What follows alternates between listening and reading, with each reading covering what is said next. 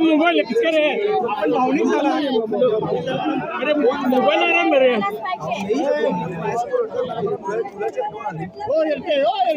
मी गेलो काय होईल त्या मुलाचं डीपी हात देते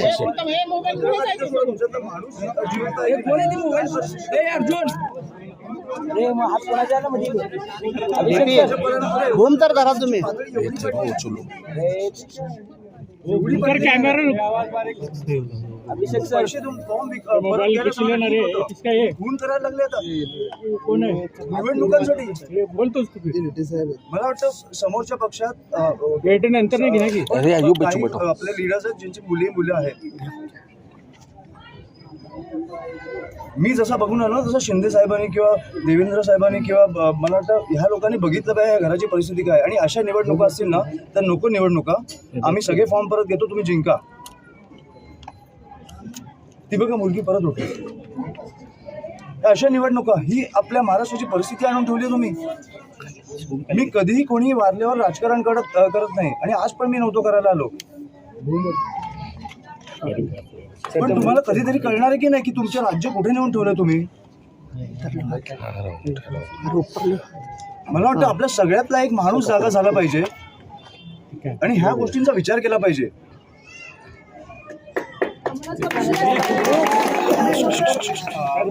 एकही नेता त्यांच्या भेटीला आलेला नाही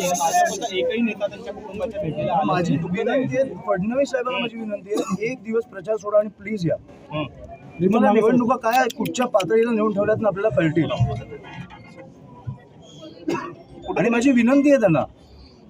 मोठे नेते आहेत पण मला वाटतं की आपल्या राज्याचे मुख्यमंत्री आहेत कुठेतरी आपलं राज्य कुठे चाललंय हे त्यांनी पण बघितलं पाहिजे ही कुठची परिस्थिती आहे एक आई एक बायको दोन मुली आज अस्थि विसर्जन करून आलेत कशासाठी निवडणुकीसाठी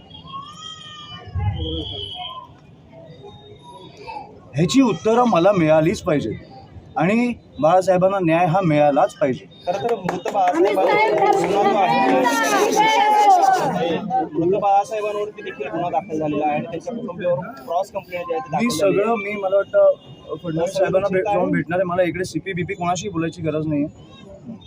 फडणवीस साहेबांनी मुख्यमंत्री म्हणून मला एक 10 मिनिटं द्यावी मला सगळी परिस्थिती त्यांच्याकडे मांडायची मला वाटतं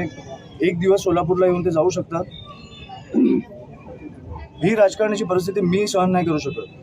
आपलं राज्य असं नाही असू शकत आणि मला वाटतं सोलापूरकर म्हणून पण तुम्ही विचार केला पाहिजे की हे कुठे नेतं आहे आपलं शहर बाकी सगळं ठीक आहे 70 ठिकाणी तुम्ही जिंकला बिनविरोध जिंका मजा करा पुढे 5 वर्ष 10 वर्ष रस्त्यांची वाट लावा सगळं करा खून नाही झाले पाहिजे तुम्ही खुनापर्यंत पोचताय आता